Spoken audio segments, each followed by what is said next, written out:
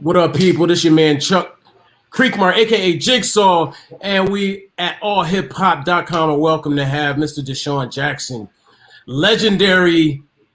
You're a veteran at this point. Yeah, man, for sure I am, man. Yeah, how you doing, bro? I'm good, man. How are you doing? I'm blessed, man. I appreciate y'all having me on, man. It's always a pleasure. I rock with all hip hop. I've been rocking with y'all for some years now, man. So y'all platform is dope, and like I said, I appreciate the opportunity. Let me just establish this right up front. I'm an Eagles fan, lifelong Eagles fan. So I'm glad to have you back in Philly, in the town, if you will. You know what I mean?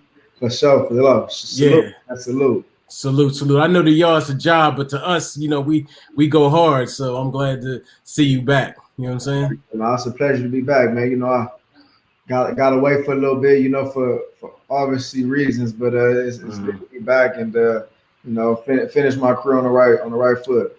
No doubt. So I was surprised to hear that you started rhyming. You got this new song called Just Ball, and it's actually dope. First of all, let's talk about the song a little bit. What prompted you to make it and actually get in the booth to rhyme?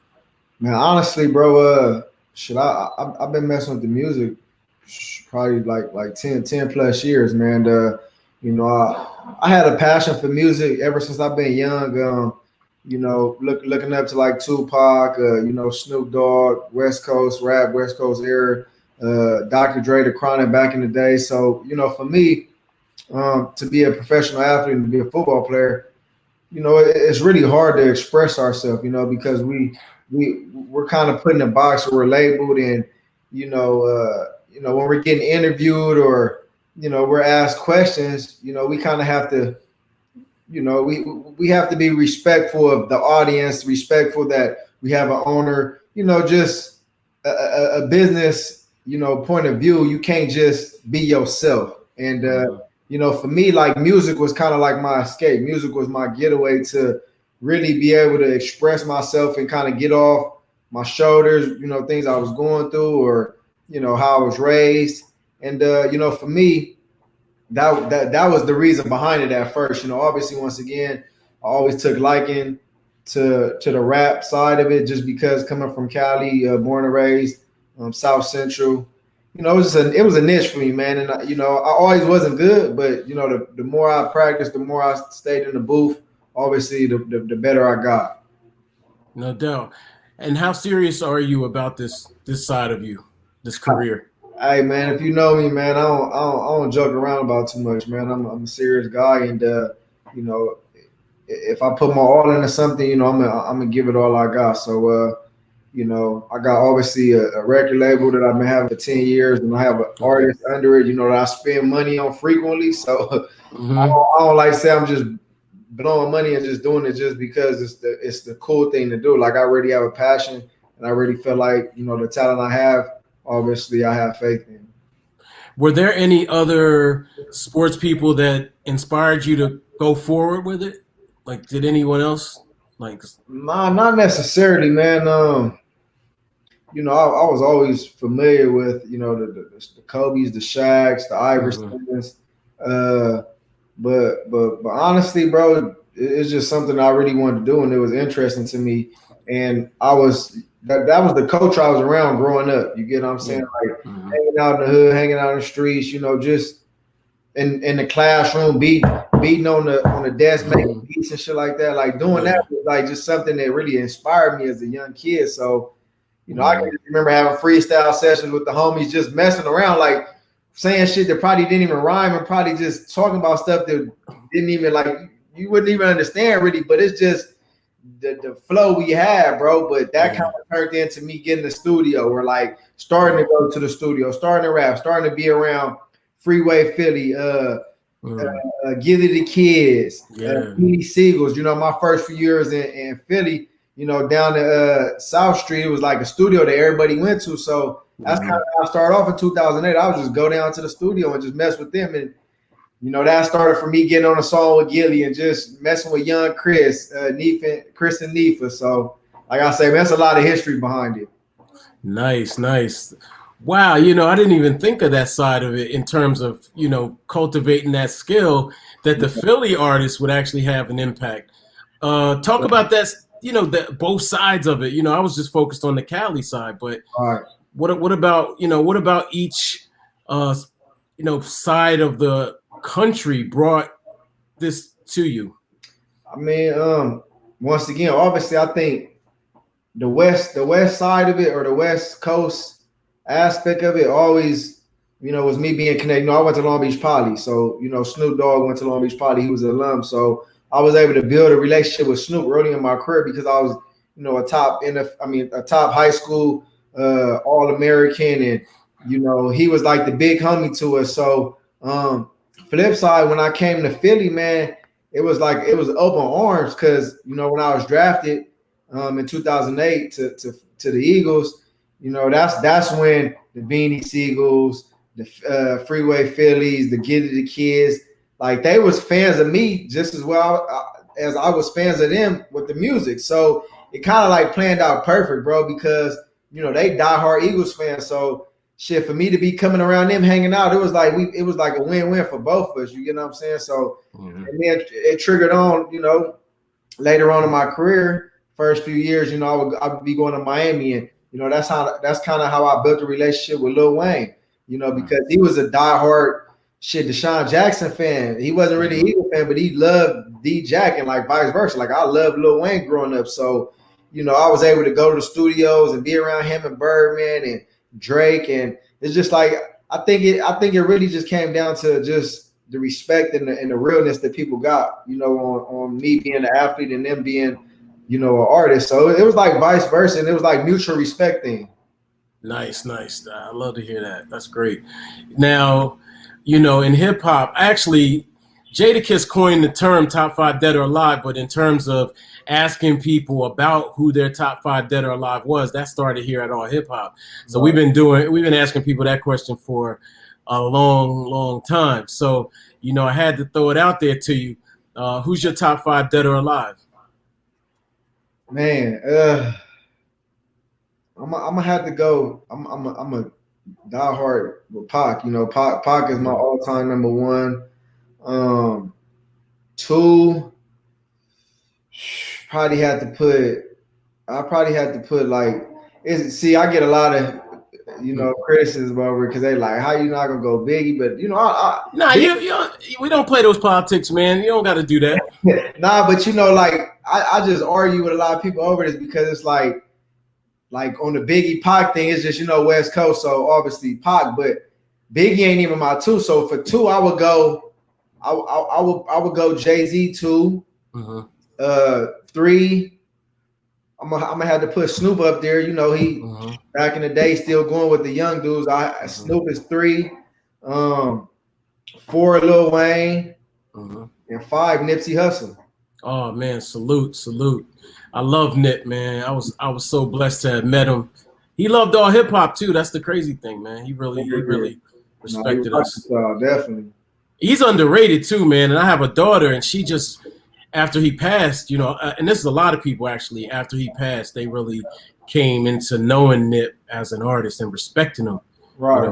Really his genius. So he definitely spoke volumes, and I think the biggest thing, I can speak on Nip because I personally know him. He was intellectually very smart. I don't think a lot of people really credit his motto behind his blueprints. You get what I'm saying? So it wasn't just like he was a rapper or artist that made dope music. Like his messaging behind the daily struggle we kind of grew up and we was raised on, and then his people being from Eritrea and basically coming to the United States and just having the hustler mentality. You get what I'm saying? Like, Nipsey Hussle is a hustler mentality. It's a hustler mind.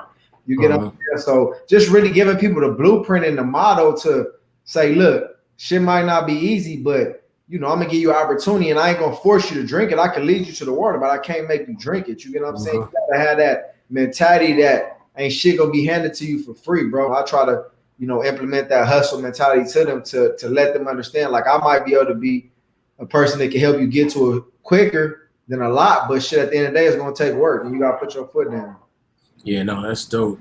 It's funny. I was actually looking at a Nipsey clip just this morning about him getting a letter from the CIA for doing that Donald Trump song. I was like, man, For real. That's, yeah, I didn't even know that one. yeah. I'm gonna put it on All Hip Hop today, so Uh, yeah, it's deep. So, yo, who would you like to work with going forward? I know you've worked with some people in the past. Who would you be interested in collaborating with? Man, honestly, bro, it's really been my mentality and my mindset on the music because obviously, I'm a football player first, and I got a lot of relationships in the music industry. You get what I'm saying? And like me, bro, like I don't never like to force feed anything to anybody. Like genuinely, if I put out some shit and people rocking with it and they fuck with it, then love, come on, support it. But I just want people to like mess with my music because they rocking when they feel as hard. You get what I'm saying? Because like I can easily go pay for a feature or go pay for somebody to hop on the track, but it's like, do I really want it for that reason? So like for me, if I had one person, it'll probably be like a man, bro. I don't even really have anybody. I ain't gonna like me and Nip was really supposed to do a song, man, but bro was one of them ones that, like, we had such a good relationship. He was like he wanted to hear it, like, bro, but I do it, like, you my boy, I ain't even tripping. He like, nigga, I want the song to be hard, so let me hear some shit. And I wasn't really able to. I had music, bro, ready, but it just took I'm one of them dudes, before I put something out, I want to make sure everything is right. You get what I'm saying? So I was never forcing or rushing to put my music out, bro. So I just had to make sure all my shit was right. And unfortunately, bro got killed, and before I put my music out. But that was somebody I for sure was having stuff in the works with on the music tip. Maybe there's something out there. I don't know. He showed up on the Big Sean album this year. Sure. Now you never know. Probably get a verse already, recorded or something. Yeah, no, that would be crazy. What's been the feedback from people since you started this process going forward? I mean, the numbers look good, and the video is dope. Right. But obviously the fans have different things to say. What's it been? I mean, honestly, bro, I think that's with anything. You're gonna have people to rock with it. You're gonna have people to hate it. You're gonna have people that give mixed emotions and mixed feelings. But one thing I can say about me, I don't really do it for the naysayers. You get what I'm saying? Like, I do it because it's something that I want to do. You get what I'm saying? And it's motivation. Like, the hate really be motivation at the end of the day. Because if you pay attention and you on the comments speaking, then I got your attention. You get what I'm saying? So for me, like I hear both sides of the shit, bro. But like, oh, he need to focus on football. Or why he rapping? He trying to be a rapper. You get what I'm saying? But like, at the end of the day, I'm being authentic to me, and I'm doing what make Deshaun Jackson happy. I don't care if what I'm doing is not making you happy and to make you hate. You get what I'm saying? So at the end of the day, bro, I'm gonna continuously rap. I'm gonna continuously put my music out, and shit, if you rocking with me, you rocking with me. If not, so be it. It's still love on my end. Yeah. Who do you listen to these days? Like who do you enjoy rocking with? Shit, I obviously Nip. I listen to a lot of Nip. Meek Mill, NBA Youngbull. NBA Youngbull. I see that Philly word. NBA Youngboy. Dave East, Dom Kennedy, YG, Mr. LA, RJ.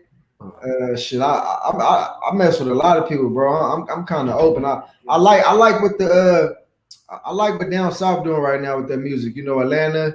I like the music that's coming out of Atlanta. Migos. Just like a lot of up and coming rappers, bro. Yeah, no doubt. Now, you kind of touched on this earlier, but what's it like being a West Coast and a Philly legend at the same time? A West Coast legend, at this point living in Philly. Well, I feel like really it's the best of both worlds. Being a West Coast guy, but being able to come to Philly and really be respected. Could hang out in the streets, could go to the hood.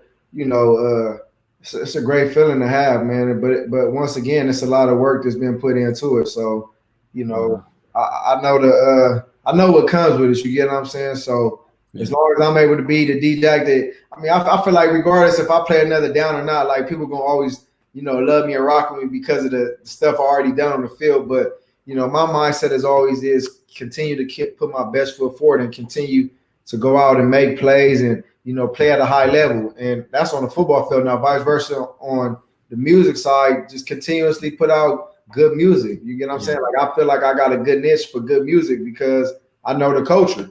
And now me and you could both sit here and agree. A lot of music that's being put out right now might not necessarily be good music, but they got fans and they getting played on the radio. Yeah. So who's to say what's hot and what's not hot? You got to put it out and test the water. Yeah, no doubt. I mean, we agree on that. but that's what streaming is for. Streaming lets you really put it just cater to just what you like. Exactly. It's not So it's an open market right now. Sure. Yeah.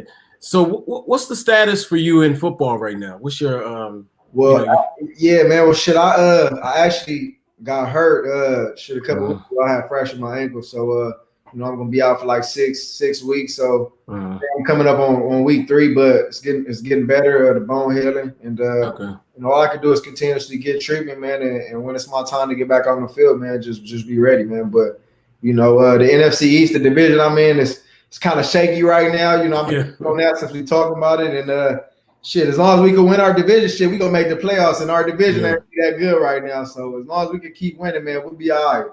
Yeah, we in first place now, I think. Yeah, we is. We got a game and a half, I think. Right.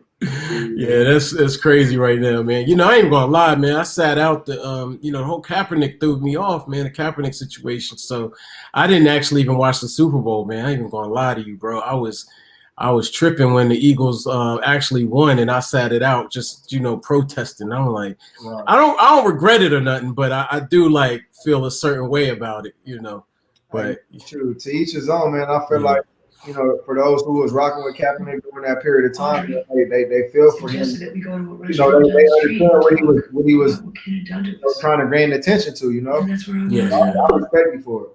The Miracle in the Meadowlands 2, probably the single most greatest moment for me as an Eagles fan.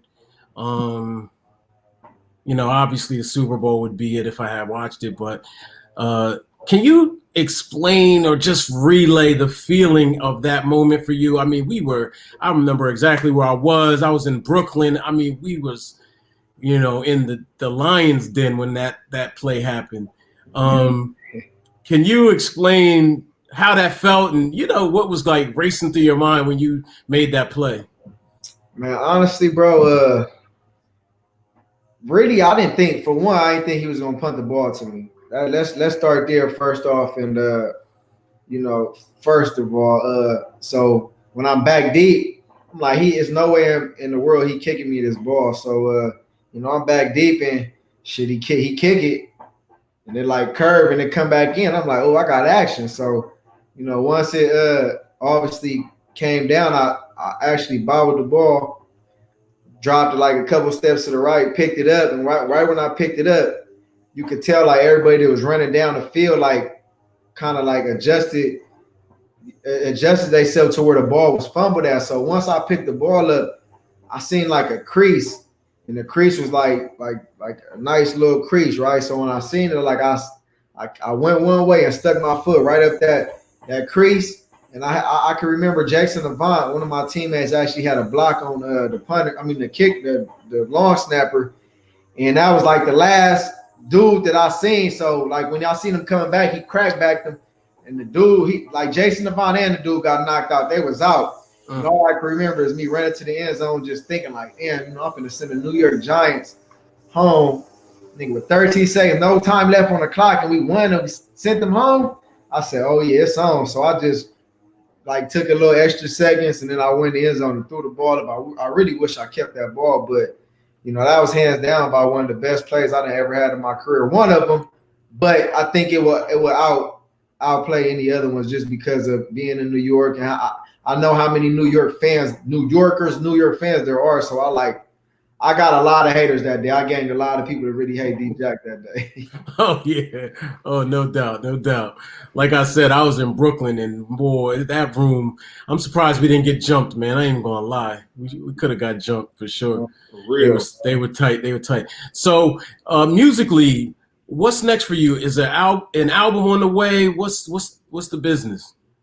Man, honestly, bro, like I got consistently music that's like up and ready. Like I could really, when I dropped my first project, I really could have dropped another one the next day or like right after it. But I'm just still in the studio, man, and I'm still working and really just masterminding my shit, bro. Like, like I said, at the end of the day, I'm not a snap of a finger guy, bro. Like I really want to have all my ducks aligned, and I have other artists I'm working with. I have an artist by the name of Billy Boy Brody, Armani J.